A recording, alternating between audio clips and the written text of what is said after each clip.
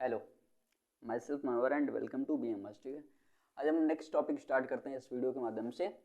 और next topic है आपका child centred and progressive education, यानी कि बाल केंद्रित व प्रगतिशील शिक्षा।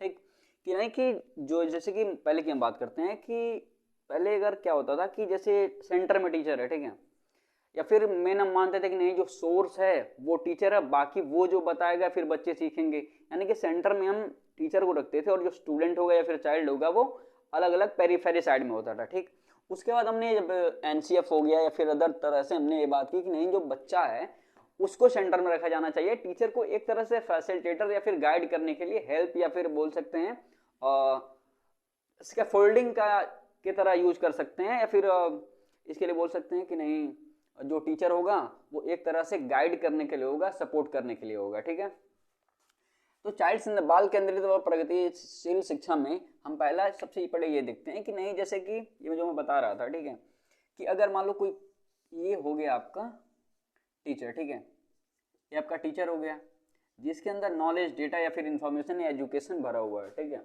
अब टीचर जो है और दूसरा हो गया एक तरफ स्टूडेंट, या फिर इसे हम बोल सकते हैं कि नहीं चाइल्ड, जो बच्चा होगा या फिर जो छात्र होगा, स्टूडेंट होगा, वो एम्प्टी वेसल की तरह, यानी ये बोल सकते हैं खाली बर्तन है या फिर गीली मिट्टी के बर्तन है। ठीक है, अब क्या करेगा टीचर, जो भी उसके पास एजुकेशन होगी या फिर नॉलेज होगा वो इसमें प्रोवाइड करेगा। तो हम यहाँ बोल सकते थे कि नहीं जो बच्चा टीचर है वो मेन है, वही सेंटर में रहेगा। ठीक, और जो स्टूडेंट है वो खाली है एम्प्टी वेसल की तरह, यानी कि इसको भरने का काम टीचर करेगा। ये टीचर को हटा दें, यानी कि सब कुछ टीचर के तरह ही होगा, जैसा टीचर करेगा वैसे ही स्टूडेंट का ग्रोथ होगा या फिर बोल सकते हैं डेवलपमेंट होगा।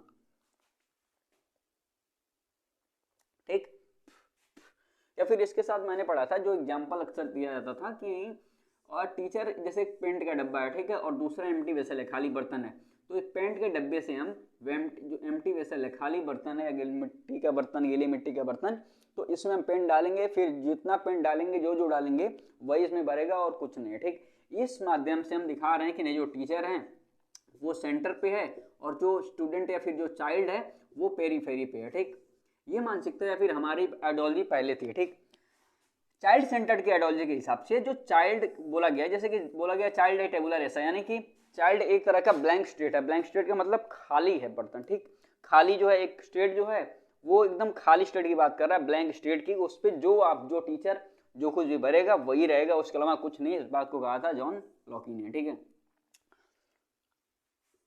जॉन लॉकी अक्सर बिहेवियरिज्म की बात करते हैं या फिर व्यवहारवाद की करते हैं कि नहीं जो चाइल्ड होता है वो टेबुलर ऐसा होता है, एक ब्लैंक स्टेट, या बोल सकते हैं कि खाली बर्तन हो गया, एम्प्टी वेसल, या फिर ऐसा मतलब कोई बर्तन ले लो जैसे मिट्टी का बर्तन है कि जो टीचर जिस हिसाब से उसे ढालेगा, ढांचा देगा, उसी हिसाब से जो बच्चा होगा उसका डेवलपमेंट होगा। ठीक, लेकिन हम चाइल्ड सेंटर्ड एजुकेशन में शिफ्ट करते हैं टीचर सेंटर्ड एजुकेशन को चाइल्ड सेंटर्ड एजुकेशन, या फिर अलग प्रोग्राम बोल सकते हैं हम इसको। ठीक, नहीं जो शिक्षक केंद्रित जो शिक्षा थी उससे हमने बाल केंद्रित शिक्षा में इसे ट्रांसफर कर दिया या फिर इसका स्थानांतरण कर दिया। अब क्या है कि जो बच्चा है वो पेरिफेरी के साइड में रह के वो सेंटर में रहेगा, और जो टीचर होगा वो एक तरह से सपोर्ट सिस्टम का काम करेगा, न कि किसी एक मतलब मेन फोकस में वो रहेगा, सेंटर में वो रहेगा। जैसे कहते हैं ना कि जैसे कि आप ये समझ लो कि हाँ, जैसे ये क्लासरूम है, ठीक है,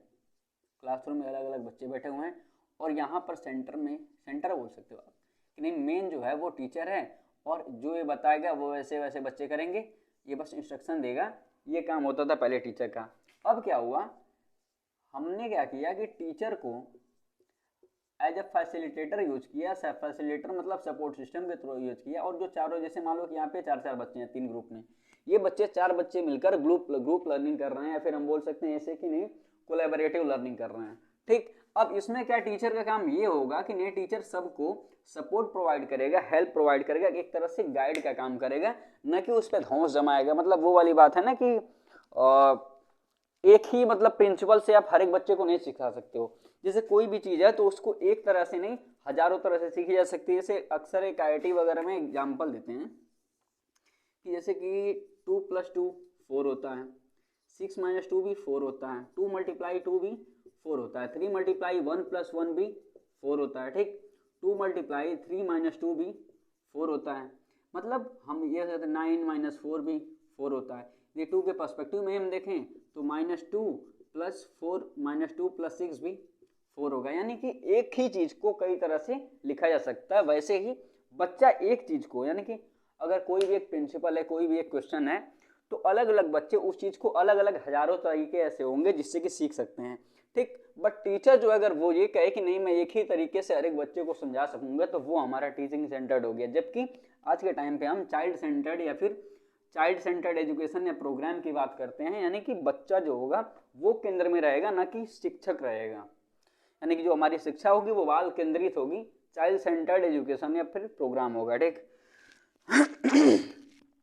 अब इस चाइल्ड सेंटर्ड एजुकेशन या फिर प्रोग्राम में हम कुछ चीज़ें जो छोटी छोटी हैं, हाँ, जो भी पढ़ाया जाएगा वो सीटेट के पर्सपेक्टिव से पढ़ाया जाएगा कि जो जरूरी चीज़ें हैं उनको आप ध्यान दो, ठीक। कभी कभी क्वेश्चन आ जाता है डिफरेंशिएटेड इंस्ट्रक्शन का। डिफरेंशिएटेड इंस्ट्रक्शन का बेसिक सा मतलब ये होता है कि नहीं, जब हम बच्चे को इंस्ट्रक्शन दे रहे हैं या फिर समझा रहे हैं या फिर सपोर्ट दे रहे हैं, तो हर बच्चे के लिए हमारा जो इंस्ट्रक्शन होगा वो सेम नहीं होगा, अलग अलग होगा, इंडिविजुअलाइज्ड होगा। यानी कि जैसे मैंने बताया ना एग्जाम्पल के थ्रू कि नहीं, कोई बच्चा है तो किसी भी क्वेश्चन को एक तरीके से सॉल्व नहीं किया जा सकता, अलग अलग तरीके से उस क्वेश्चन को सॉल्व किया जा सकता है। वैसे ही टीचर होगा वो इंस्ट्रक्शन डिफरेंशिएटेड देगा या फिर अलग अलग तरीके से अलग अलग बच्चे को इंस्ट्रक्शन देगा, ना कि एक ही इंस्ट्रक्शन से। अगर वो चाहे कि नहीं क्लास में अगर 30 बच्चे हैं तो उन सभी बच्चों को एक ही इंस्ट्रक्शन से सिखा पाए, तो पॉसिबल नहीं है। क्यों? क्योंकि इंडिविजुअल डिफरेंस की हम बात करते हैं। जाहिर सी बात है, जब भी हम हेरेडिटी वगैरह की बात करते हैं तो इंडिविजुअल डिफरेंस की बात करते हैं कि हर जो बच्चा होगा वो अलग अलग तरीके से सीख सकता है, उसमें कुछ ना कुछ इंडिविजुअल डिफरेंस होगा। जब इंडिविजुअल डिफरेंस की हम बात कर रहे हैं हेरेडिटी या फिर डेवलपमेंट में, तो जाहिर सी बात है कि हर बच्चा अलग अलग तरीके से या फिर हर बच्चे में इंडिविजुअल डिफरेंस है, तो हर बच्चे में ये सीखने की जो एबिलिटी होगी वो अलग अलग होगी। तो जाहिर सी बात है कि सबको अलग अलग तरीके से गाइड करने की जरूरत है। जो उनको इंस्ट्रक्शन दिए जाएंगे वो डिफरेंशिएटेड होना चाहिए, अलग अलग या फिर भिन्न होना चाहिए, न कि कोई एक होना चाहिए, ठीक। साथ ही साथ इंडिविजुअलाइज्ड प्रोग्राम की बात करते हैं कि जब भी हम प्रोग्रामिंग करेंगे या फिर प्रोग्राम करेंगे तो उसमें हम इंडिविजुअलाइज्ड पे फोकस करेंगे, यानी कि सिंगल पर्सन या फिर हर एक अलग अलग बच्चे को अलग अलग तरीके से इंस्ट्रक्ट करने की या फिर उसको एक तरह से बोल सकते हो सजेस्ट करने की या समझाने की या पढ़ाने की कोशिश हमें करनी चाहिए, ठीक। इसके बाद हम देखते हैं कि नहीं, जो जाहिर सी बात है, जो चाइल्ड होगा, बच्चे होते हैं, वो क्यूरियस होते हैं, कंस्ट्रक्टिव होते हैं, इन्नेट एबिलिटी होती है टुवर्ड्स लर्निंग। सबसे पहला है कि नहीं, क्यूरियस होते हैं, मतलब उनके अंदर जिज्ञासा होती है इस बात को लेकर सीखने के लिए, ठीक है। अगर कोई छोटा बच्चा है, जैसे मान लो कोई नया सामान, जैसे उदाहरण स्वरूप ये समझ लेते हैं कि मान लो कोई नया सामान हम जब भी घर में लाते हैं तो घर का छोटा बच्चा होगा वो उस सामान के आसपास हमेशा घूमता रहता है, ठीक, कि जल्दी से खोलता है नहीं, देखने के लिए इसमें क्या है, कैसे काम करता है, ठीक। या फिर अगर कोई छोटा बच्चा है उसको तुम फोन दे दो पहली बार, ठीक है, तो वो फोन को टच करेगा, उसको अच्छे से देखेगा नहीं कैसे काम क्या करता है, इससे क्या क्या हो सकता है। तो हम बोलते हैं कि जो बच्चा होगा उसका एक नेचर है कि नहीं, वो क्यूरियस होगा, साथ ही साथ कंस्ट्रक्टिव भी होगा। अगर कोई चाइल्ड है, कोई बच्चा है, तो वो कंस्ट्रक्टिव होगा या फिर बोल सकते हैं कि नहीं निर्माण करता है या फिर निर्माण करने वाला होगा, ज्ञान का निर्माण करता बोल सकते हैं। और साथ ही इनेट एबिलिटी टुवर्ड्स लर्निंग, यानी कि सीखने की जो उसकी एबिलिटी है, उसकी क्षमता जो है सीखने की, वो उसके अंदर इनेट एबिलिटी होती है, यानी कि पहले से ही निहित होती है। ऐसा नहीं है कि कोई बच्चा है बिल्कुल सीखना ही नहीं चाहता, कुछ ना कुछ तो सीखना जरूर चाहेगा। तो चाइल्ड के बारे में, चाइल्ड के एक तरह से बोल सकते हैं कैरेक्टरिस्टिक है कि बच्चा जो है क्यूरियस होता है, साथ ही साथ कंस्ट्रक्टिव होता है और उसके अंदर सीखने की जो एबिलिटी होती है वो इन्नेट होती है। तो इन सबको हम बोल सकते हैं कि नहीं, एक्टिव लर्निंग है। एक्टिव लर्निंग हो गई कि नहीं, बच्चा हमेशा खुद कुछ ना कुछ करके सीखना चाहता है, वो जिज्ञासु होता है, साथ ही साथ कंस्ट्रक्टिव होता है। एक्टिव लर्निंग की हम बात करते हैं, साथ ही साथ एक आती है पैसिव लर्निंग। पैसिव लर्निंग मतलब कि जब भी हम टीचर को सेंटर में रखेंगे, टीचर सेंटर्ड एजुकेशन की बात करेंगे, तो हम वहाँ पे पैसिव लर्निंग कराते हैं। जबकि बच्चों को क्या चाहिए, एक्टिव लर्निंग चाहिए, बच्चा करके सीखना चाहिए। वो बोलते हैं ना हैंड ऑन एक्सपीरियंस या फिर लर्निंग बाय डूइंग, तो बच्चा करके सीखना चाहिए, उसको हम बोलते हैं एक्टिव लर्निंग। या फिर क्योंकि बच्चा क्यूरियस होता है चीज़ों को लेकर, सीखने के लिए हमेशा बच्चा क्यूरियस होगा, किसी चीज़ के बारे में जानने के लिए बहुत ज़्यादा क्यूरियस होगा, जिज्ञासु होगा या कंस्ट्रक्टिव होगा अलग अलग चीज़ों के पर्सपेक्टिव में। या फिर बोल सकते हैं कि जो बच्चा है वो सीखने की जो एबिलिटी होती है उसकी इन्नेट होती है। तो उसके बाद हम लर्निंग बाय डूइंग अभी यानी कि करके सीखने की, खुद से करके सीखने की जब बात करते हैं एक खुद से करके सीखने की बात करते हैं, या फिर बोल सकते हैं कि लर्निंग बाय डूइंग, या फिर इसको दूसरा नाम देते हैं hand on experience, hand on experience की बात करते हैं। ठीक, नहीं बच्चा खुद से, खुद के हाथों से या फिर खुद के करके सीखेगा या फिर अपने एक्सपीरियंस के आधार पे सीखेगा। अब फीचर या कैरेक्टरिस्टिक की बात कर लें तो फोकस ऑन करंट लाइफ, हमें क्या करना है, अगर एक टीचर या फिर फैसिलिटेटर है उसका ये काम होता है कि बच्चे को जो करंट लाइफ है, मतलब जो चल रहा है और उसका जो एक्सपीरियंस है उस बिहाफ पे बच्चे को सिखाना स्टार्ट करे, ना कि अपने हिसाब से बच्चे को सिखाना स्टार्ट करे। उसकी सिचुएशन को, उसकी कॉग्निशन को, या फिर उसके अलग अलग जो फैक्टर्स होते हैं, उसके फिजिकल जो फैक्टर है, एनवायरमेंटल फैक्टर हो गया, उसके कॉग्निशन को समझने के बाद उसका जो करंट इवेंट चल रहा है, उसका जो एक्सपीरियंस है, उस हिसाब से उसको सिखाने की कोशिश करें। और जो बच्चा है उसको हमेशा सेंटर में रखे, मतलब केंद्र में बच्चे को रखे। जो टीचर होगा या फिर जो भी फैसिलिटेटर होगा, सपोर्ट सिस्टम होगा, सपोर्ट करने वाला होगा, वो हमेशा से बच्चे को सेंटर में रखे, ना कि खुद हो। इसके साथ साथ बच्चे को वो सभी अपॉर्चुनिटी यानी कि वो सभी अवसर दे जिससे कि बच्चा अपनी जो स्किल्स हैं उनको बेहतर कर सके, उनको डेवलप कर सके। ठीक, और इसके साथ साथ बच्चे को एक चॉइस देनी चाहिए, मतलब चॉइस मीन्स ऑप्शन एक तरह से बोल सकते हैं कि नहीं, बच्चे को मौका देना चाहिए। हाँ, चॉइस देनी चाहिए, मौका देना चाहिए, ताकि बच्चा अपनी स्किल्स को बेहतर कर सके और खुद के आधार पर उसका जो करंट इवेंट चल रहे हैं या फिर उसका जो एक्सपीरियंस है उसके आधार पर मौका मिलेगा तो बच्चा खुद की चॉइस के साथ बेहतर कर सकता है। और उसी के साथ डिफरेंशिएटेड इंस्ट्रक्शन की बात करते हैं कि नहीं, हर बच्चे के लिए हमें अलग अलग तरीके से इंस्ट्रक्शन तैयार करना चाहिए, अलग अलग तरीके से इंस्ट्रक्शन देना चाहिए, क्योंकि हर बच्चा एक समान नहीं होता, सेम नहीं होता। तो जाहिर सी बात है अगर हर बच्चे में इंडिविजुअल डिफरेंस है तो हमें उसको इंस्ट्रक्शन भी अलग अलग तरीके से देना पड़ेगा। ठीक, मतलब हम बात करते हैं कि नहीं लर्निंग बाय डूइंग। ठीक, हम बात करते हैं लर्निंग बाय डूइंग यानी कि करके सीखने की हम बात करते हैं। बच्चा खुद से करेगा तो बेहतर तरीके से सीख पाएगा, ना कि हम उसको हर एक चीजें बस एक डेटा के थ्रू या फिर एक डेटा या इन्फॉर्मेशन के तौर पे हम उसको प्रोवाइड कर दें। इससे बेहतर है कि बच्चा हर एक चीज को करके सीखे, या फिर इसको हम बोल सकते हैं hand on experience, hand on experience इसे हम बोल सकते हैं। ठीक, इसके साथ साथ प्रॉब्लम सॉल्विंग, बच्चा जो है वो प्रॉब्लम सॉल्विंग होता है, यानी कि समस्या को खत्म करने का, लॉजिकल रीजनिंग के थ्रू चाहे जैसे भी समस्या को सॉल्व करने का, क्वेश्चन को सॉल्व करने की क्षमता रखता है। और जो ये लर्निंग है वो लाइफ लॉन्ग चलेगी, जो भी हमारी सामाजिक सोशल स्किल हो गई या फिर जो हमारी लर्निंग होगी वो लाइफ लॉन्ग, मतलब कि जीवन के अंत तक चलेगी, पूरी जिंदगी चलेगी। और साथ ही साथ बच्चा कोलैबोरेटिव ग्रुप वर्क करेगा या फिर कोलैबोरेटिव लर्निंग करेगा तो बेहतर तरीके से सीख पाएगा। इससे बेहतर मतलब कि अगर हम क्या करें कि हर बच्चे को अलग अलग से बेहतर है कि नहीं बच्चे को कोलैबोरेटिव लर्निंग कराएं। कोलैब लर्निंग का मतलब ये होता है कि मतलब कि 3-4 बच्चों को हमने एक ग्रुप के में बना दिया, उसमें 3-4 बच्चों को कर दिया। अब उस ग्रुप में क्या होगा कि कोई भी हमने क्वेश्चन दिया फिर कुछ पॉइंट्स या प्रोजेक्ट दिए तो उससे क्या होता है कि अलग अलग बच्चों के द्वारा वो कोई अगर जैसे मान लो 4 बच्चे हैं, ठीक है, अब उन 4 बच्चों में कुछ चीजें एक को पता होगी, कोई दूसरे को पता होगी, तो इस तरह क्या है जब वो एक साथ करेंगे तो हर चीज को अच्छे से सीख पाएंगे, उसको हम बोलते हैं कोलैबोरेटिव लर्निंग। और साथ ही साथ जो टेक्स्ट बुक होगी स्टूडेंट की यानी फिर जो किताब होगी उस पर थोड़ा कम फोकस करेगा, लर्निंग बाय डूइंग पे ज्यादा फोकस करेगा कोलैबोरेटिव लर्निंग के थ्रू। ठीक, यानी कि जो टेक्स्ट बुक पे फोकस होगा वो उसका कम होगा, ज्यादा फोकस होगा उसका लर्निंग बाय डूइंग पे, अपने खुद के करके करने पे होगा। और वो करेगा कैसे, कोलैबोरेटिव लर्निंग करके करेगा, अपनी सोशल स्किल्स करेगा, अपनी लॉजिकल रीजनिंग के थ्रू क्वेश्चंस को एनालिसिस करके सॉल्व करेगा। और ये जो प्रोसेस है वो जीवन पर्यंत हमेशा चलता रहेगा। ठीक, उसमें एक नाम आता है डॉक्टर मारिया मोंटेसरी का।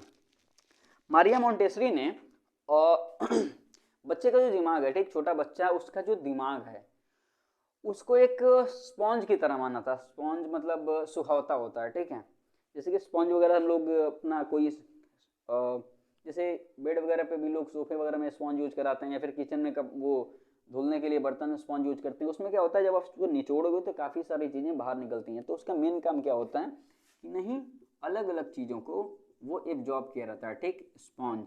तो वैसे ही जो बच्चा है वो स्पॉन्ज से इन्होंने कंपेयर किया डॉक्टर मारिया मोंटेसरी ने कि नहीं बच्चे का जो दिमाग है वो अलग अलग इन्फॉर्मेशन को, अलग अलग नॉलेज को अक्वायर करता है, एब्जॉर्ब कर लेता है।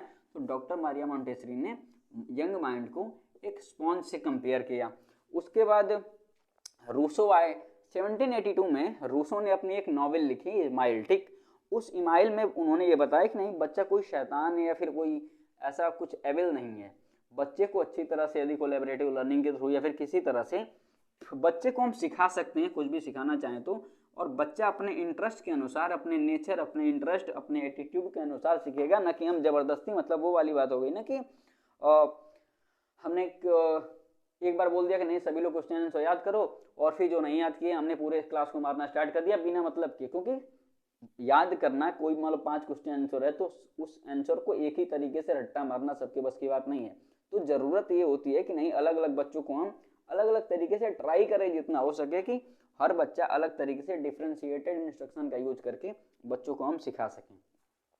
और इसके साथ फ्रेडरिक फेवेल आते हैं, जिन्होंने प्लेवे मेथड के बारे में बात की थी, या फिर केजी किंडरगार्टन की बात करते हैं।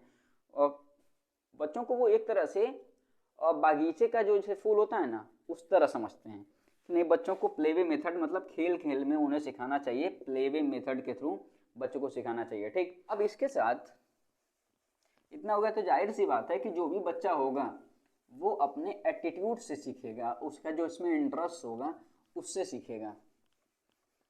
मतलब कि जो चाइल्ड होगा, बच्चा होगा, वो सीखेगा अपनी इच्छा अनुसार। कोई बच्चा हमारी इच्छा के अनुसार हम जो चाहते हैं वो तो डायरेक्ट करेगा नहीं। तो चाइल्ड अपने इंटरेस्ट से सीखेगा, यानी कि उसकी जिसमें रुचि है उससे सीखेगा, या फिर अपने एटीट्यूड, उसका जो नज़रिया होगा उस हिसाब से सीखेगा, अपने नेचर के अनुसार सीखेगा। क्योंकि हर बच्चे में इंडिविजुअल डिफरेंस पाया जाता है हर एक इंसान में। तो डिफरेंशिएटेड इंस्ट्रक्शन का यूज करेंगे कि बच्चा किस तरीके से, अलग अलग इंस्ट्रक्शन यूज करके हम बता सकते हैं कि बच्चा किस तरीके से सीख सकता है बेहतरीन तरीके से, उसके इंटरेस्ट के अनुसार, एटीट्यूड और उसकी जो भी उसका नेचर, उसका जो भी व्यक्तित्व है, या फिर नेचर क्या बोलेंगे, उसकी जैसे प्रवृत्ति है, ठीक, उस अनुसार बच्चा सीखेगा। और ये बोला जाता है, और इसके साथ ये किसी ने बोला था, नाम नहीं याद है मेरे को, कि child is not for education, education is for child.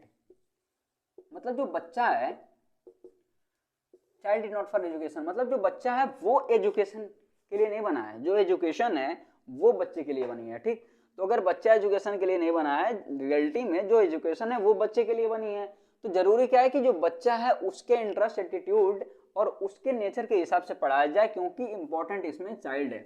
Child क्या सीखता है, क्या नहीं सीखता है, कैसे सीखेगा, कब सीखेगा, किस तरीके से सीखेगा, वो सब चीज़ें हमें जानना जरूरी होता है। और वो उसके इंटरेस्ट, एटीट्यूड और नेचर के ऊपर डिफाइन करेगा कि नहीं बच्चा कैसे सीख रहा है, ठीक। इसके बाद चिल्ड्रन का या फिर किसी बच्चे का ट्राइपोलर प्रोसेस देखते हैं।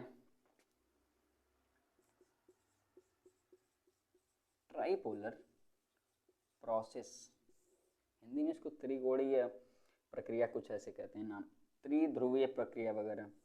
इसमें एक है, पहला है टीचर, दूसरा है चाइल्ड या स्टूडेंट, और तीसरा आपका है करिकुलम या फिर पाठ्यक्रम, ठीक। अब जो चिल्ड्रन है वो डिपेंडेंट वेरिएबल है, डिपेंडेंट वेरिएबल है, ठीक। और जो टीचर है वो इंडिपेंडेंट वेरिएबल है,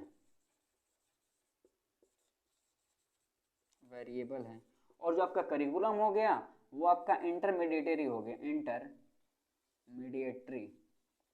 ठीक। अब इसमें क्या है, जो बच्चा है या फिर स्टूडेंट है, ठीक है, वो एक तरह से डिपेंडेंट वेरिएबल है, थोड़ा सा वो निर्भर है अपने उसके ऊपर, जो उसे गाइड करेगा या फैसिलिटेट करेगा या फिर थोड़ा सा सपोर्ट करेगा, स्कैफोल्डिंग का प्रयास करेगा, स्कैफोल्डिंग प्रोवाइड करेगा, उसके ऊपर चाइल्ड या स्टूडेंट डिपेंड है। टीचर इंडिपेंडेंट वेरिएबल है, और सबसे मेन में इन दोनों के बीच में सेंटर में आता है करिकुलम यानी कि पाठ्यक्रम। अब पाठ्यक्रम जो है वो इंटरमीडिएटरी है, तो टीचर और स्टूडेंट के बीच में जो करिकुलम है वो ही डिफरेंस जो है वो डिसाइड करेगा। और टीचर को चाहिए कि नहीं, करिकुलम के अनुसार बच्चा कैसे सीख सकता है उस पर फोकस करें, न कि अपने मर्जी के अनुसार, ठीक। तो हमारा छोटा सा टॉपिक था child centred and progressive education, बाल केंद्रित व प्रगतिशील शिक्षा, ये खत्म हो गया। इसके बाद हम देखेंगे कि नहीं इंटेलिजेंस क्या होती है, या फिर बुद्धि या फिर बुद्धिमत्ता की बात करते हैं कि नहीं इंटेलिजेंस लिटरली होती क्या है, ठीक।